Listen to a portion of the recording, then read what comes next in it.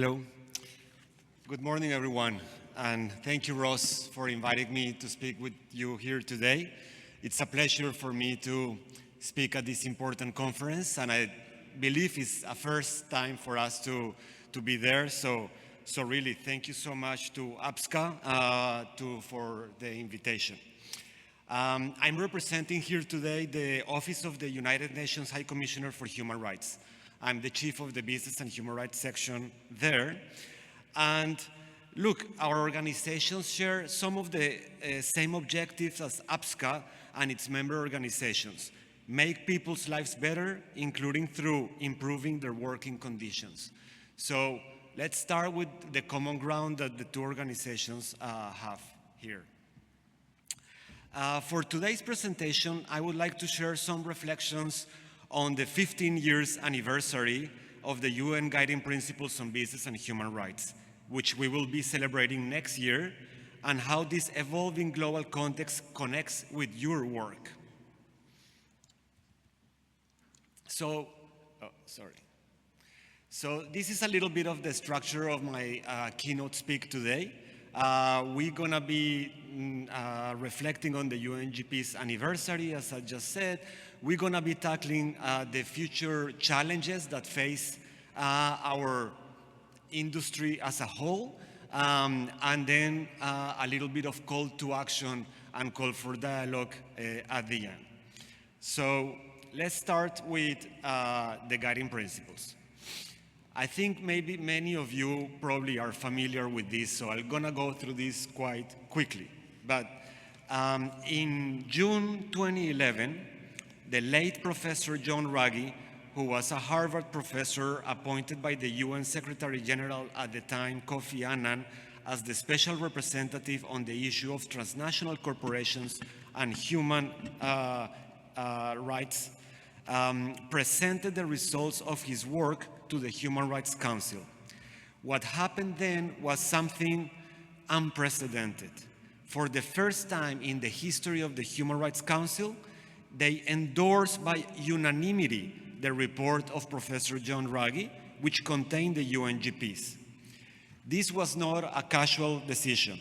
This was the result of 6 years of hundreds of consultations with all relevant stakeholders, from big industry to grassroots community, to find a common ground for future action. The Council described Professor Ruggie as catalytic, which I think describes very well his role in accelerating the normative consensus in a debate where there were opposing and sometimes entrenched positions. Many of you, as certified APSCA professionals, are sufficiently familiar with this catalytic formula, but let me restate it very briefly. The UNGPs are built on around 3 main areas or pillars: protect, respect, and remedy. The protect, the first pillar, is regarding states. States have obligations under international human rights law to protect against human rights abuse within their territory and/or jurisdiction by third parties, including business enterprises. The second pillar, respect, relates to companies. Even if states do not fulfill their obligations, all business enterprises are expected to respect human rights irrespectively of states' obligations, meaning that they should avoid infringing on the human rights of others and should address adverse human rights impacts which they are involved in. And the third pillar, remedy, is that when abuses occur, victims must have access to effective remedy through judicial and non-judicial grievance mechanisms. I'm going to talk about human rights due diligence in a moment. Now, key features of the UNGPs. Again, very briefly, but I recommend all of you, if you are not familiar, to read them. They are a short document and kind of very readable. It's not like some other documents under international law. So the UNGPs apply to all states, apply to all companies of all sizes. They, as I said, establish distinct but complementary responsibilities between state and companies, do not create new legal obligations. They elaborate on existing international human rights law, treaties, and obligations. They advocate for a smart mix of regulatory and voluntary approaches. And they also affirm that human rights cannot be offset, meaning that doing good in one aspect cannot compensate human rights harms elsewhere. And finally, they are focused on preventing and addressing adverse impacts as a baseline responsibility.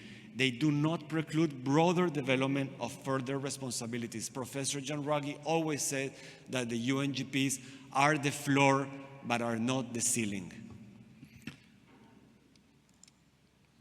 Now, a little bit delving into the second pillar of the UNGPs, which I think is the most relevant to you all, and it's the respect pillar. How should companies meet the responsibility to respect human rights? Well, by a number of things, including doing policy commitments, those are very important, by conducting human rights due diligence, and by processes to enable remediation. Now, let me dive a little bit deeper on this new concept of human rights due diligence, which was a new term introduced by the UN Guiding Principles. As conceptualized in the UNGPs, human rights due diligence constitutes the key instrument through which companies can meet their corporate responsibility to respect human rights. Human rights due diligence is conceived as a proactive process for business to identify, prevent, mitigate, and account for adverse human rights impacts through their operations and value chains. This form of due diligence is different from legal, financial, and other forms of due diligence, as the focus is placed not on risks to the company, but on risks to the people. Human rights due diligence goes beyond compliance. Under the UNGPs, due diligence should be guided by internationally recognized human rights, not just by national legislation. This is very important because of the globalized world we live in today. This includes standards affirming UN instruments like the Universal Declaration of Human Rights and the ILO Fundamental Rights at Work Convention. We should also remember that when we talk about business and human rights, we always include labor rights too. Interestingly, the UNGPs explicitly refer to the role of audits. According to Principle 19, business enterprises should integrate the findings from their impact assessments across relevant internal functions and processes and take appropriate action as means to prevent and mitigate adverse human rights impacts. And in the commentary to Principle 20 on tracking the effectiveness of a business response to addressing adverse human rights impacts, it says that for such purposes, companies can rely on tools that they already use in relation to other issues, such as performance reviews and audits. In other words, social audits are a potential tool for companies when conducting human rights due diligence and when tracking the effectiveness of their responses. But let's be clear that despite their importance, social audits cannot substitute corporate human rights due diligence efforts because the responsibility to respect human rights cannot be fully outsourced and remains a responsibility of the company itself. Now, after almost 15 years of the UNGPs, they are now firmly established as the authoritative global framework on these issues. Some people refer to them as the gold standard in business and human rights. The endorsement of the UNGPs by the Human Rights Council signaled the transition from the old paradigm of corporate social responsibility that was characterized by voluntary initiative and self-regulation to one of responsible business conduct. Under this new paradigm, respecting human rights is no longer a choice for companies. It is a social expectation, and in other words, is a norm, an international norm. The endorsement of the UNGPs promoted a norms cascade process, whereby critical actors started adopting the new norm and internalizing in their behavior, from the G7 to the G20, from the European Union to the African Union to the Organization of American States. In a few years, key sustainability or ESG standards and frameworks started to incorporate the UNGPs, including the ILO Tripartite Declaration on Principles Concerning Multinational Enterprises, the OECD Guidelines on Multinational Corporations, the World Bank and IFC Performance Standards, the Equator Principles, the ISO 26000 on Social Responsibility, and ISEAL's Code of Good Practice for Sustainability Systems. The same applies for disclosure and reporting standards, such as those of GRI and ISSB. Certification schemes, for instance, the SA 8000, B Corporation, AMM40, or benchmarking initiatives such as the Corporate Human Rights Benchmark. The list could go on and on. The UNGPs are literally everywhere. This wave of adoptions also set off a wave of political and legal reform at the domestic level.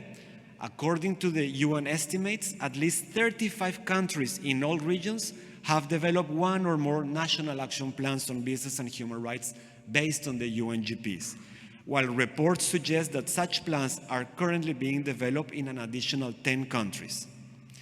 Now, the record in implementing these national action plans is surely a mixed bag, but they nevertheless contribute to put business and human rights firmly on the international landscape.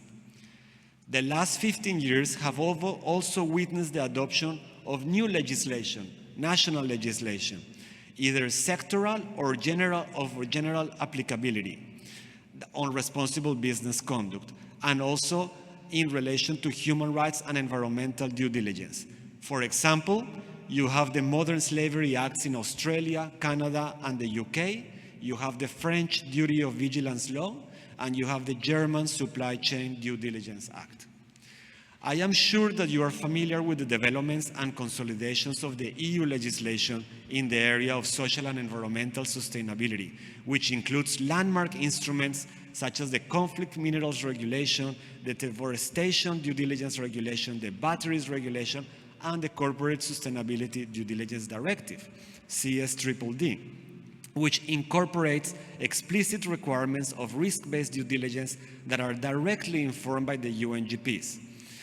Now, the same applies, by the way, to regulation on sustainable finance disclosure and on taxonomy regulation. Now, as you may be aware, some of these standards are currently subject to potential amendments as part of a process of the so-called simplification. I'll come back to that a little bit later. Now, in relation to Pillar 3 of the UNGPs, the remedy pillar, we have seen also important developments in the last 15 years, and I like to point to the fact that there has been a lot of lawsuits and court cases holding corporations accountable for human rights abuses, including on the basis of universal or transnational jurisdiction. Just some landmark cases include the Kiobel and Doe cases in the US, the Shell case in the UK, and also other cases against Shell in the Netherlands, etc. And I will mention a few more. So while all these developments in law, policy, and case law are crucial to trace the normative influence of the UNGPs, there is no better indication of this influence than the uptake of the UNGPs by business companies themselves.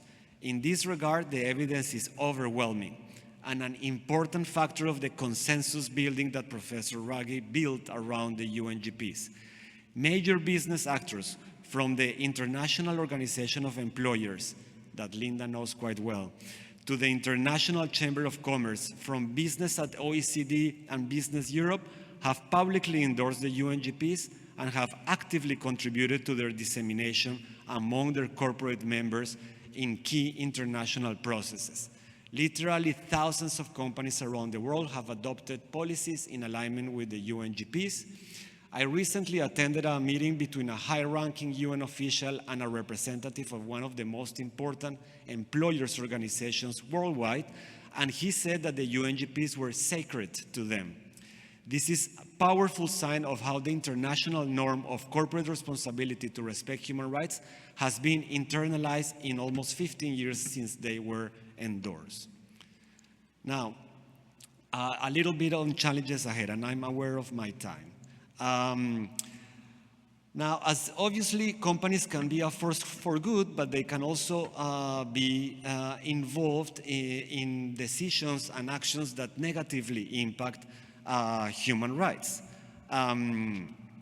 You know, we see these impacts include, but are not limited to, environmental impacts that harm human health and impacts on workers, exposure to hazardous working conditions, use of forced labor, preventing collective bargaining, unfair pay practices, human trafficking. You know probably these things better than I do.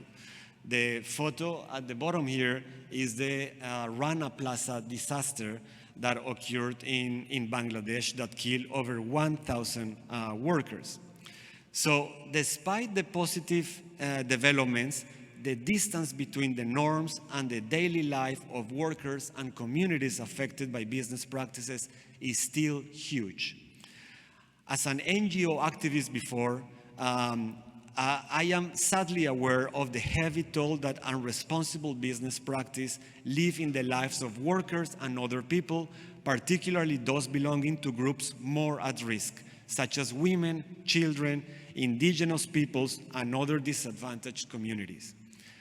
A new wave of deadly armed conflicts in various parts of the world, such as Ukraine, Sudan, and Gaza, have led to gross human rights violations and international crimes. These conflicts shake global public opinion and have brought to the fore the role of business operating in conflict or high-risk areas. You are bound to find, if you're a multinational company that operates in 50, 80, 100 countries around the world, you are bound to find some of your operations being in parts of the world that are affected by conflict and by challenging contexts. From my perspective, the ultimate test of the internalization of the UNGPs standards is the accountability. In other words, how companies take responsibility for their actions, decisions, and their consequences, and how legal and political institutions and the public at large call for and enforce accountability on companies. As I mentioned before, the Rana Plaza disaster, in which auditors sadly played a very questionable role. I'm sure that none of those were members of APSCA. In that case, international outcry and pressure led major brands to contribute to the Rana Plaza Donors Trust Fund and the creation of the Bangladesh Accords on Fire and Building Safety, a multi-stakeholder legally binding agreement to improve factory safety between global brands, retailers, and trade unions that introduce independent inspections, safety training, and remediation progress. The Bangladesh Accord are widely regarded as successful and one of the most serious such accords in the world, and that is precisely because it's legally enforceable. Hopefully, we don't need tragedies such as Rana Plaza for this type of accords to happen more often, and we have seen actually examples of other similar initiatives that have come to life without first experiencing such tragedies. So the process to effectively ensuring that business enterprises live up to the UNGP standards is of gigantic dimensions, but it involves a smart mix of measures including national and international, mandatory and voluntary measures, judicial and non-judicial. So let me now mention a few words about the current backlash that we are seeing against sustainability policies and practices, including efforts to water down the CSDDD, the pushback against diversity, equity, and inclusion, and the reduction of ESG investment and environmental policies. All these trends have led some commentators to identify an anti-ESG movement, which prioritizes corporate profit over and at the cost of everything else. From this perspective, ESG factors are seen as the imposition of a political agenda contrary to the tenets of market economy. The challenges posed by these anti-ESG regulations and advocacy are real. It creates a hostile environment for companies that have been applying the UNGPs for years. In fact, one of the arguments frequently exposed by defenders of the CSDDD in Europe is that rolling it back punishes early adopters, that are many. It also creates the legal uncertainty for multinational firms operating across jurisdictions with contradictory expectations. These challenges force us to remind ourselves of the very basics that underpin the business and human rights agenda. First, we need to remind companies and states that human rights are not political choices. They are internationally agreed and mandatory standards and are inherent to every human being just for being human. The corporate responsibility to respect human rights applies to all companies, everywhere, even in challenging human rights environments. And secondly, the UNGPs' expectation that companies should respect human rights come from real market and legal pressures, not from political ideology. Respecting human rights affects risk management and legal compliance, which are critical functions within a company. Ignoring human rights risks and issues will inevitably lead to political scandals, lawsuits, regulatory breaches, which can result in gross financial and reputational losses. Last month, a New York jury found that the French bank BNP Paribas helped prop up the regime of former Sudanese ruler Omar al-Bashir, involved in large-scale human rights atrocities, and opening the way to compensation demands from BNP Paribas. The next day, the shares of BNP dropped more than 7% in trading. So let's remind ourselves very quickly, and I am already almost run out of time, and I'm starting to conclude my presentation. But let's remind ourselves of the business case for human rights, because it is necessary to remind everybody in the current context that we are living. That is to say that conducting businesses in a way that respects human rights is also good for business. In a recent report published by UNDP, warns against the false dilemma of human rights versus competitiveness, showing a positive link between stronger human rights performance and improved financial performance. The study was based on the analysis of over 200 companies over a 5-year period, and it concludes that human rights practices is associated or correlated with higher returns on assets. Ultimately, the fact that ESG frameworks may be under attack by some actors does not mean that this attack is universal, and the overall tide continues to flow in the direction of UNGPs implementation.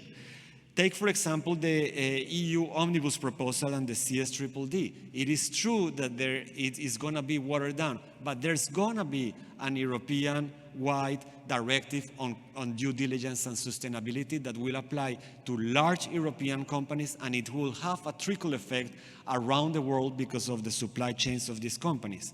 And in the meantime, similar legislation to that, mandatory human rights due diligence legislation, is being considered by other countries around the world, regardless of what happens with the CSDDD in Europe. South Korea has a bill in parliament, Thailand has one, Colombia has one, Canada is contemplating one, Norway has the Transparency Act, Australia is also considering one. So this legislation on mandatory human rights due diligence is happening everywhere in the world. The OECD recently convened a platform of countries to discuss this legislation, and over 60 countries showed up. So I will start just concluding. This is a summary of the business case for human rights. It is the right thing to do. Human rights can lead to risk to the businesses. Respecting rights can lead to benefits to business. Respecting rights is near universal expectation, and it needs to go beyond doing no harm. I mentioned also before court cases. In addition to national court cases, recently the International Court of Justice and the Inter-American Court of Human Rights have also elaborated on the state obligation in respect of climate change, including their duties to prevent activities carried out within their jurisdiction by third parties such as businesses. So, in conclusion, I would like to underline the important role that corresponds to you as individuals and organizations working in the field of social auditing. In the wider effort to prevent, mitigate, and address business-related abuses, your role is crucial. You play a fundamental role in an organization such as APSCA, and you are called to play a role in these efforts, both as a platform for mutual learning and a certification body for social auditors. We need to remind ourselves that we are talking about human rights that are inherent to all. I call upon all of you to continue performing your important work with independence, ethical integrity, and professionalism required to promote corporate respect for human rights and to make the promise of the UN Guiding Principles a living reality. If you have any questions, please don't hesitate to contact me to this email address, and I thank you very much for your attention today.